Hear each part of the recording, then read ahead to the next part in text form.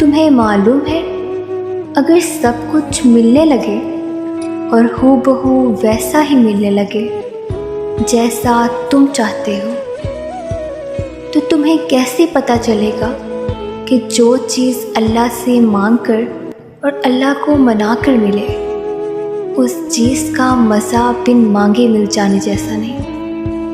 और अगर नींद आँखों में उतरने लगे, तो तुम कैसे रात के अंधेरों में वो सरगोशियाँ सुन सकोगे जो रब और तुम्हारे दरमियान होती है।